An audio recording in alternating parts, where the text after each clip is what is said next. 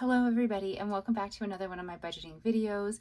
This is for my paycheck from December the 27th on just this past Friday. It is currently Sunday the 29th. So I am not late because my rule is as long as I do the budget on the weekend of the payday, I'm not late. So let's just sort of dive right into it.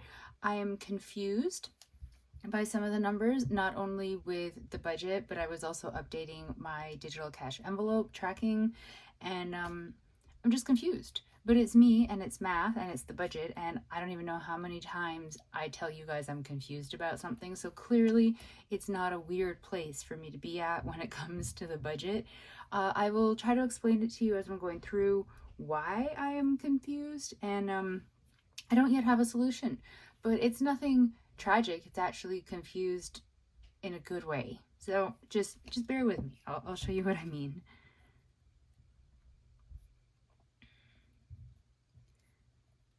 So December 27, I cannot believe it's the last budget of this year. It's so strange to me. It doesn't feel like January is right around the corner, and yet at the same time it does. And I'm low-key panicking because I feel like I'm not ready. Like there's a whole bunch of stuff I have to get done in between now and January 1st, and somehow if I don't, I'm going to be behind the game. I don't know. It's the strangest thing. Oh well. Okay, so I'm starting with a balance in my account of $2,375.87, which is sort of the beginning of the confusion. So I'm taking out $650. That's half my rent.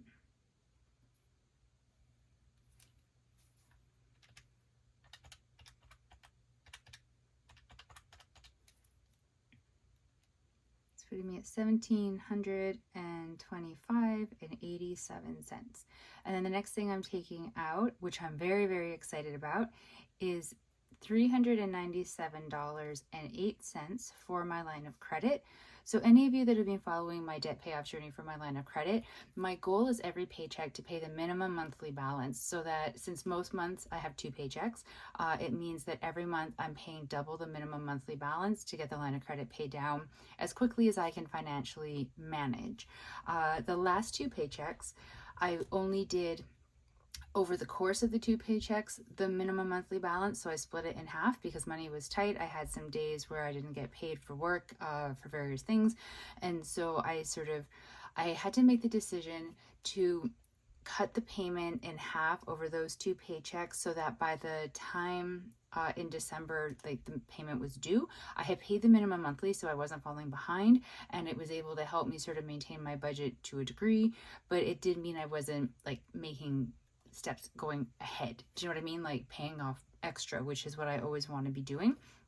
I was really hopeful that starting on this paycheck, I would be able to do that again. And at least for this paycheck, I am, because the minimum monthly payment is $397.08, and that is the payment that I am making.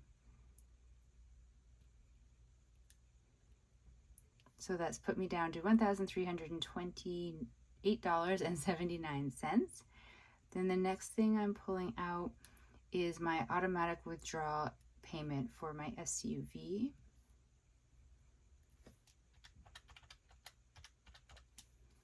So that's $266.72, which is bringing me down to $1,062.07. My Neo card is something else I'm very excited about. So another thing, if you've been following, you'll already know. So I'm sorry if I'm boring you with things that you already know.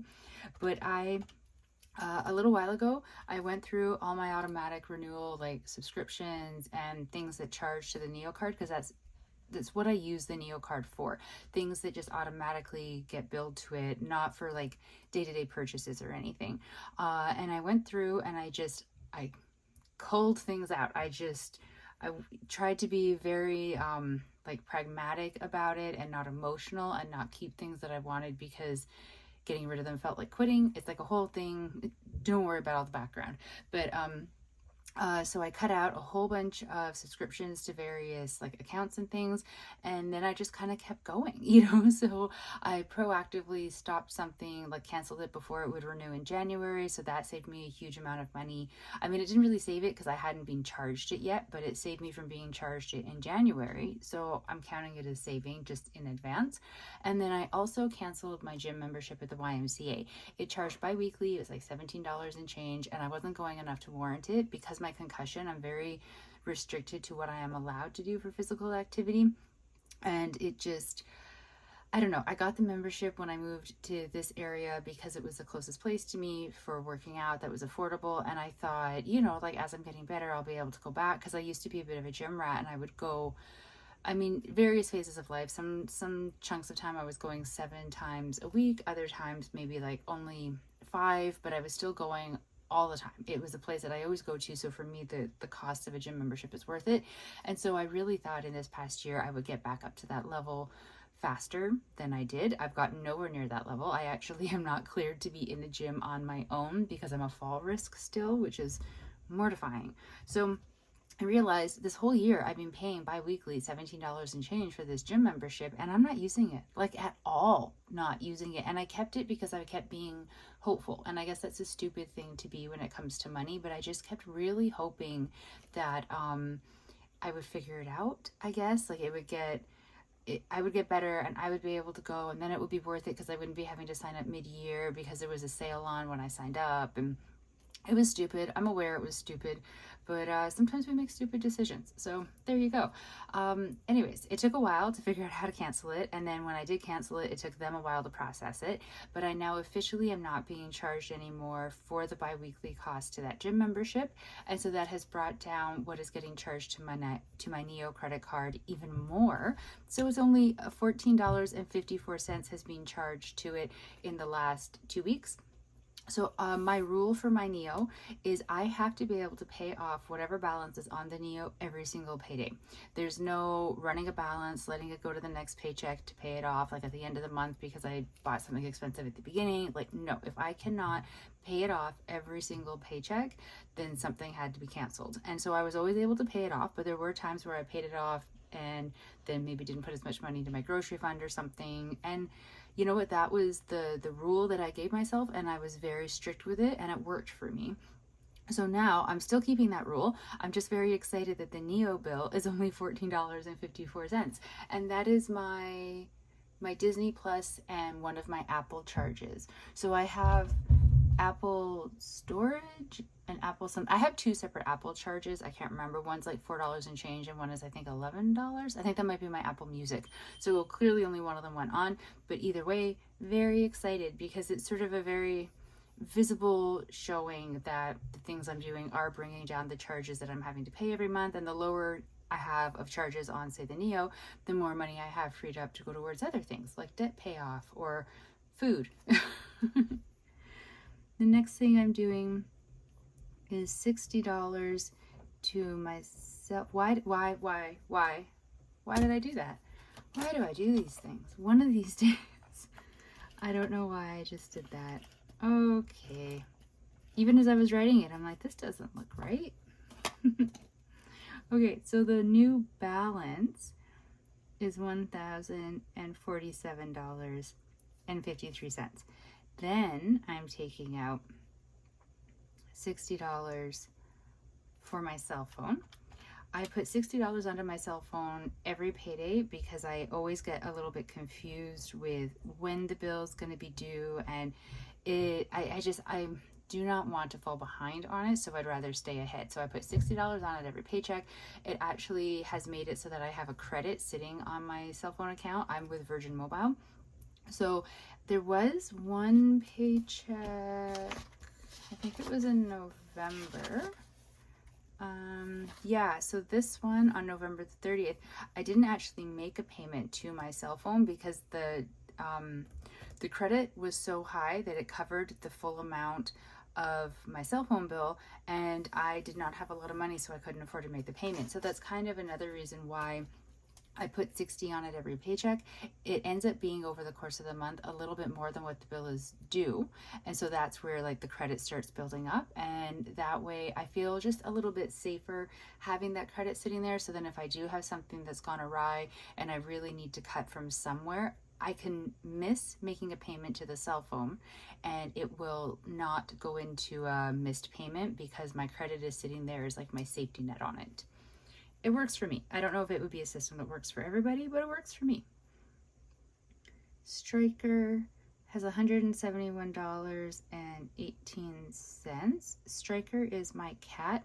I keep money for him in my checking account, and then I also have actual cash in an envelope for him. It's his sort of his cash envelope money, I guess, but I just like to keep some of it digital because I do sometimes do purchases for him online, so it's easier for me to have the money in a digital format so I can just move it over.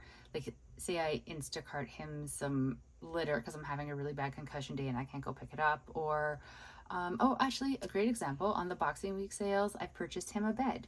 And so when that processes through, because it automatically charged the Visa, so when that processes through to the Visa, I will take money from this account to put towards that purchase for his bed. So it's just easier, I find, if the money is digital, at least some of it, so that I can just move it around because, you know, like if I'm buying something for him online, it's being charged to a credit card and I don't want to have to go to the bank to take cash, to deposit cash from his physical cash envelope to be able to then make the payment to the credit card. It all works, kind of. I live in a perpetual state of confusion and I think I've missed something when it comes to my budget, so I am pretty sure it works. Okay, so the next thing I'm taking out is the sinking fund, which is $136.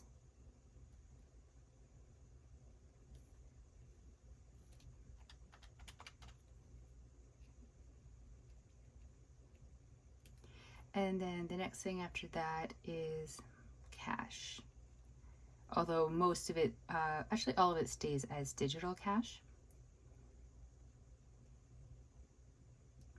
I move my digital cash money, instead of having it as like cash envelopes, I keep it digital and I move it over to a prepaid MasterCard. So then I just load up the MasterCard with my cash money and use that for my variable spending during the weeks in between paydays. I just find it's a lot easier, not for my tracking necessarily, but it's a lot easier. And there are a number of places that I go to that either have a strong preference towards digital payment or like flat out don't take cash. There's a bubble tea place that I absolutely love that won't take cash at all. So if I only had like my money for variable spending in cash form, I'd run into snags like that where I go into somewhere thinking I'm going to let myself have a little bit of a treat or something, and then all of a sudden it's like, ooh, nope, can't pay because I don't have it in digital format. And also I'm that person who prefers to go through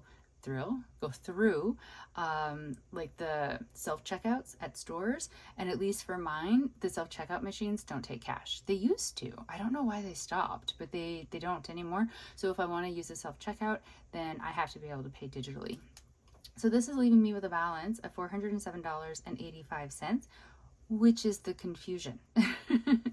So on my previous payday, when I was doing that budget, so I always take out $650 for half of my rent, and I just move it over to a savings account that holds my rent money and also the money that I build up to pay for my tenant insurance every year. That's a yearly bill in October, just so that I don't accidentally spend it while I'm waiting for the first of the month to come around for when I pay my rent. Now, when I did my budget last time, I had some days that were going to be missing, and I was pretty sure that I was going to be the negative, and my mom said that she would help me make up the difference because I was short because I had gone to go visit her and I didn't have paid leave, so I just had to take a leave of absence. And so I was short $62.23. What I did was, because I knew that mom was going to send me the money, so that wasn't the problem. It was just I wanted to get everything paid and move all the money around, and I wasn't going to get the money from her to make up that negative balance for probably a day or so.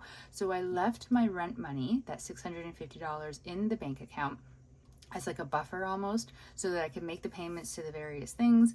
And then when mom's transfer came through, then that would just, and like go into the account, and then I would move the rent money out of the account. Do you know what I mean? So it was staying in there, and technically it was being used to purchase, or not purchase, but pay bills, but only in like a borrowing type of a way, because as soon as the money from mom came, then it was all gonna be moved to where it needed to be moved to, basically.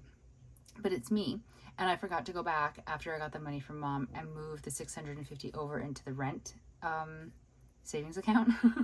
And I kept thinking, like, well, it's not really a big deal, because I know that the balance in the account isn't the real balance, and I'm not going to spend it, and if it waits until I sit down to do the next budget, then it waits until I sit down to do the next budget.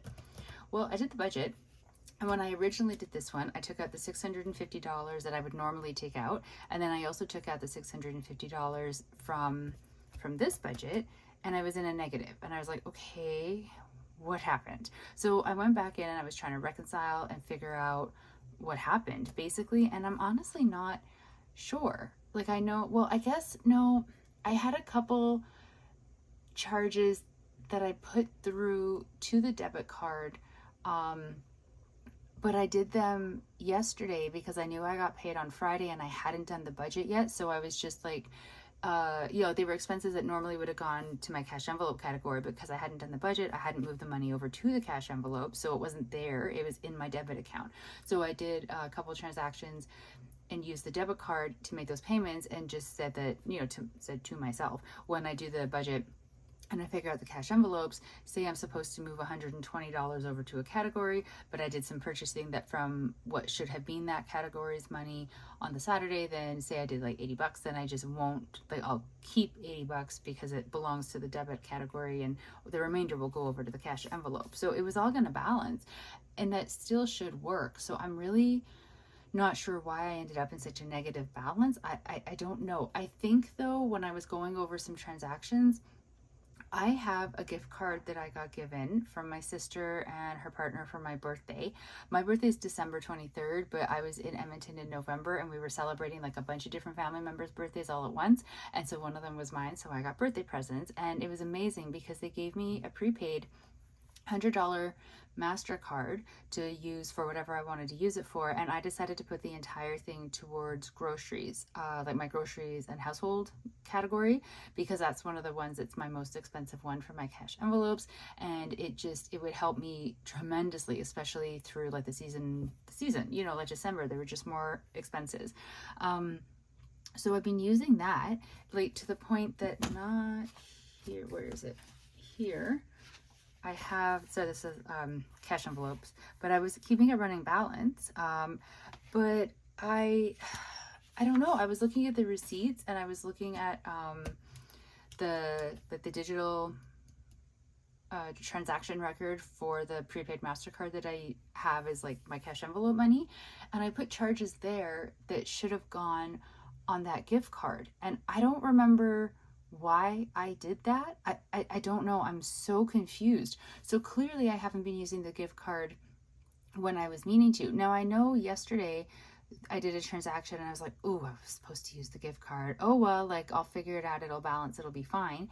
But clearly I've done other transactions that have done the same thing, that have been taking from like the cash envelope money and not from that gift card. So I'm gonna have to call in the number that comes with the card to find out like what the new balance is, because I don't know now. Like, I'm just so confused. So I know that there were some charges to the debit account that were going to be reconciled, and I don't know, I'm so confused by it all, because I don't know why I have so much money left over but not enough to actually be half of the rent, but it's so much lower that it's definitely not just half of the rent minus a couple little transactions from yesterday. Like, I'm confused. So that was a lot. I don't have an answer for you, by the way. I haven't actually figured anything out with the money, where things are, what happened, where did I go wrong, because I am well aware it's me. I did something. I definitely did something. I just, honest to God, I don't know what. So I'm just left in confusion, but kind of happy confusion, because $407.85, like, positive, not negative, is a great way to be confused, in my opinion. Now, this isn't exactly accurate, because I don't have any charges or any payments towards my Visa card here. I do have a small balance on my Visa card. I was using it. I used it to pay for my birthday dinner and a birthday well, a birthday lunch, but not on my birthday. I had a discount at a Steve's Poke Bowl, and so I used the discount to get a lunch on a day like during my birthday week. And I have a couple other transactions on there that are pending because I did do a smidge bit of shopping during Boxing Week sales. I wasn't going to do any, but I will explain it in a different video that goes towards sort of like planning for 2025. Although one of them was like the new bed for Stryker, so that'll be paid off by his money. But I need to do a little bit of math because my prepaid card wouldn't swipe or tap, I mean, at the pump when I was buying gas the other day. So I had to put it on my Visa card. So it's $62.87. So what I'm going to do is the money that I would be transferring over to the transportation category, which is $40, I'm going to put that onto the Visa, and then I'm going to move from the prepaid MasterCard, the remaining balance over. It'll come into my debit account, and then I'll put that payment onto the Visa card to pay off the gas from the actual proper category. I think going forward, I'm going to have to pay for gas using the Visa, and maybe just preemptively, like maybe keep some of the transportation money off of the prepaid card and keep it somewhere. Maybe just keep a track of it in here the way that I keep Stryker's money tracked and pay it off as I go. Only because I think I figured out why this card won't tap at the pump. When you so the pump that I was at yesterday anyways, you have to pre-tap your payment card. So I did that, and then the screen came up and it was all like, do you want to pre-authorize up to $250? And I didn't, because I don't have $250 on this prepaid card. But before I could say no and select a different amount, it automatically went to like the next screen because it just assumes everybody wants to pre-authorize to $250. And then of course it couldn't, so it got denied. And I just was like, you know what, it's easier to just use the Visa card and I'll get more points with like my credit card if I do that anyways. So I think I'm gonna have to actually be like using the Visa card for gas purchases, because every time it denies, I think that might be what's doing it, is that it's trying to automatically pre-authorize up to an amount that I do not have on the card.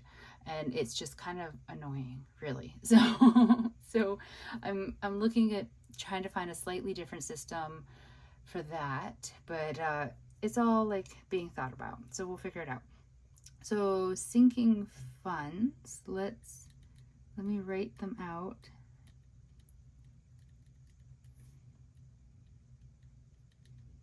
So my SUV insurance gets $67,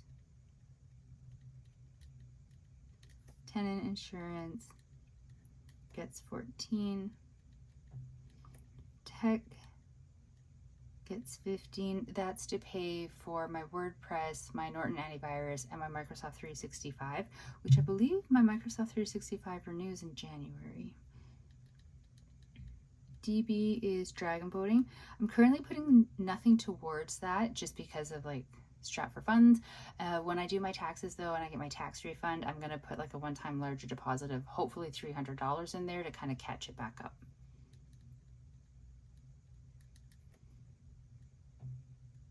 Oh, what am I? Oh yeah, okay, sorry. I all of a sudden thought I was looking at the wrong numbers for what I was putting in.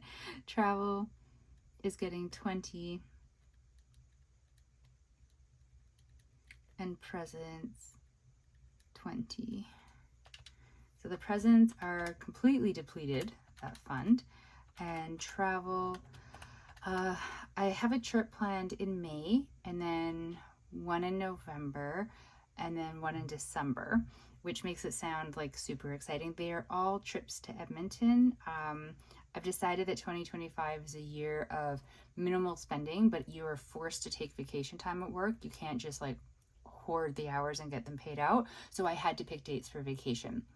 And at first I was like, you know, maybe I'll just find a nearby Airbnb, take the cat, we'll have like a week, and it'll be like super low key, no big adventures or anything, but just to sort of get away. So not like just be at home for my vacation, but nothing too fancy or like out there or anything.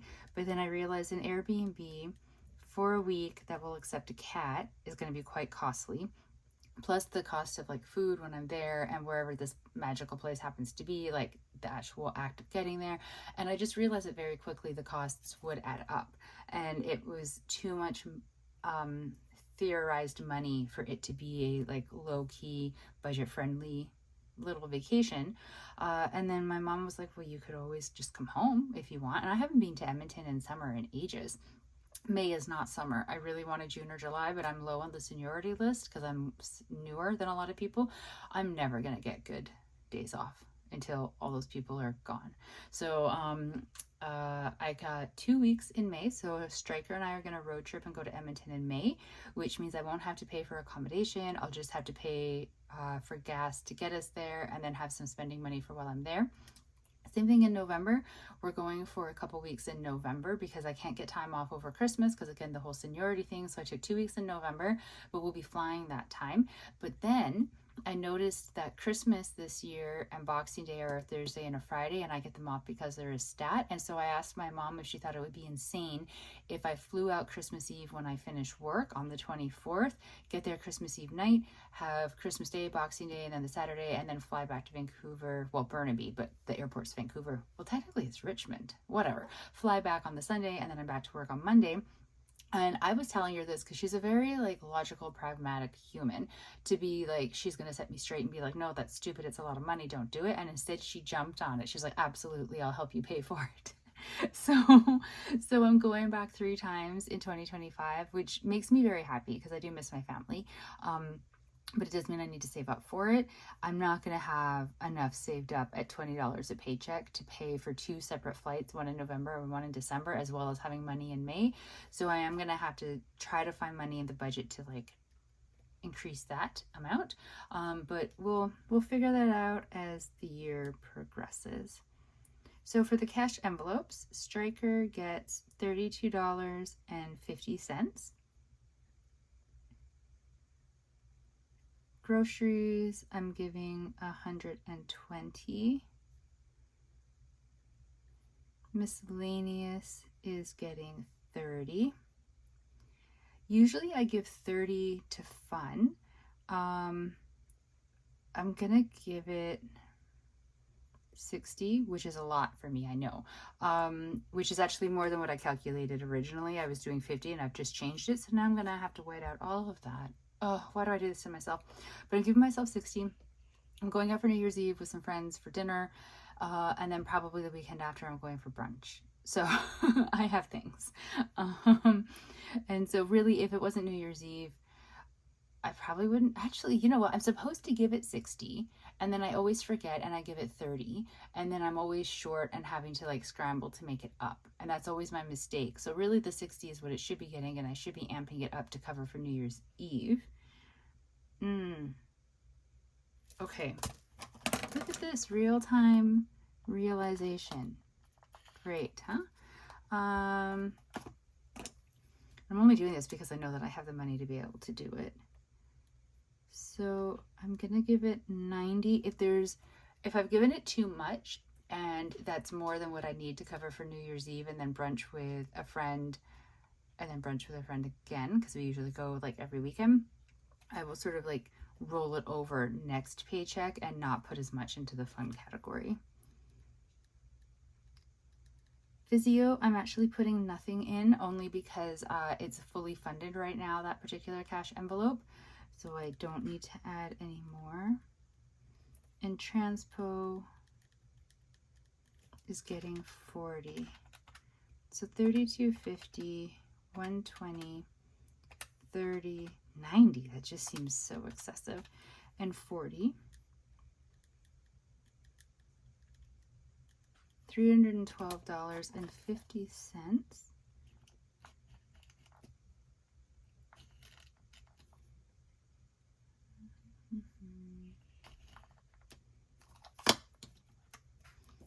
Okay, so $312.50. So now 680.35 minus 312.50. I'm left with $367.85. I know it's a little bit messy there, but oh well. So that is still a lot for me. I'm going with a couple different ideas here for what I'm going to do with this, because I know you're always supposed to make your money work for you, every cent, blah, blah, blah. But I'm seriously concerned that I've missed something but I really can't figure out what. And I know I already checked and I have enough money for paying rent and all the things. So I'm trying to trust myself that I haven't missed something, which is very hard to do, by the way. My ideas. Here are my ideas. Make an extra payment onto the line of credit, which I think is always a good plan for me because my main financial goal is to pay off the line of credit as quickly as possible. Leave this money in the debit account to roll over until next pay period, just in case I have made a mistake, so that the money is sitting there and I can use it if I realize I've missed a bill or something has gone wrong. And then if it hasn't, like if I didn't miss something, something hasn't gone wrong and it rolls over for next pay period, then next pay period, when I'm doing my budget, then make an additional payment to the line of credit. So it's delaying the satisfaction of that additional payment, but just sort of giving me a bit of a safety net in case I have messed something up. And the third option is to put it onto the credit card. So the balance on the credit card is not high. I can't say off the top of my head right now what it is because there's things pending and not all of them are meant to come out of here. Because like I was saying with the gas purchase, that's going to be paid out of the transportation fund, and the purchase for Striker's bed is going to be getting paid out of Striker's cash envelope. So it's not all having to come from here, but I did buy a couple things during the Boxing Week sales, and I think I have a charge on there. Oh yeah, yesterday when I was out doing some errands, because I hadn't done the budget yet, I put a charge on there when I was purchasing some pain medication, just over the counter stuff, just because I was just like, I don't know where I should be paying for this from. Do you know what I mean? So there's a couple random like little charges on there, and like my birthday lunch from the poke bowl and my birthday dinner on there. So I think like use this money. Once I've calculated out the payments that are coming from different cash envelopes to the Visa, whatever is the remaining, pay it off using this, just because then like it's done and it's not like rolling a balance over or anything. But I think even if I do decide to do that, put it towards the Visa, I think I am going to wait until next pay period to do it, just to make sure that sorry, I'm losing words, just to make sure that if I have missed something and there's something that's about to come out, or I need this money for something that I've forgotten it, it's there to use. So it means more sticky notes as reminders for me. But I think that's the best way to do it, because I really am concerned that I've missed something, because it's so much money to have left over that's not like me at all. And I'm racking my brain, can't figure out what it's left over from. So I think it would be best to be a little bit cautious and not just go and throw it as a payment onto something, even though I desperately want to, and instead wait and next payday, when it has rolled over and I know that I wasn't missing this money from something, then make an extra payment onto something. And what a great way to start 2025, by being able to make an extra payment onto either the line of credit or the Visa card, right? I think that's a really great way to start. Like, I think I've ended the year fairly strong when it comes to paying off the debt. I'm waiting for the actual billing cycle of the line of credit to close, so I have my new balance and everything, so I can update you on that. It's coming. I think it needs like another maybe business day or two. I don't know. I'm never sure on the timing of that, but I think I've done really well on it. And as much as I just always want to be making extra payments onto it, I think caution could be wise in this moment, just because it is a large amount and I'm really not 100% certain where it came from. So I think after like saying it all out loud, I think that's what I'm going to do. I'm going to let this money roll over to next pay period. And then there will be Visa payments made. You're not going to see them here, unfortunately, because they're all going to be coming out of the appropriate cash envelope. So my Visa isn't being neglected. It's not going to like fall behind with a payment or anything like that. And then next payday, when I'm sitting down and I can see that this has rolled over and I didn't have to use it for something that I had missed, like forgotten or something like that, then I will put maybe not all of it, but like a good chunk of it as an extra payment onto either the line of credit or the Visa. We will find that part out together, but that is going to be the plan for that extra money. This is my budget for this particular paycheck, December the 27th, the very last one of the year. I'm super excited to be going into the next year, really just because my book's at an end, so I want to start a new book. I know that's stupid. I'm not a huge New Year's person. It's not like I'm all, ooh, it's a big time to reset. I think whenever you want to reset or change something, just do it. You don't need to wait for like Monday or the new year or the next month or anything like that. I've always just been a big believer, if you want to make a change, just do it right away before you lose the momentum. Don't wait for a specific day, because the day doesn't matter. It's the change that matters, in my humble, non-professional opinion. So thank you so very much for sticking with me through all of these budgeting videos and all of the times that I say that I'm confused and I don't know what in the world I'm doing. I know I say it a lot. I probably frustrate a lot of people with the level of confusion I get with my own budget. I frustrate myself, if that helps. I get very frustrated with how much I just manage to confuse things. But it is a world that I live in, so I just have to go with it. I hope for all of you that your last budget of the year went really well, that you're able to pay your bills, things just sort of like balanced, and everything is working out okay with you. Really, thank you so much for following this journey. I can't wait for 2025 to see what kind of a dent I can make on the line of credit there. I hope you come along with me on that. I'd really appreciate it if you do. Stay safe out there. I will talk to you later. Bye.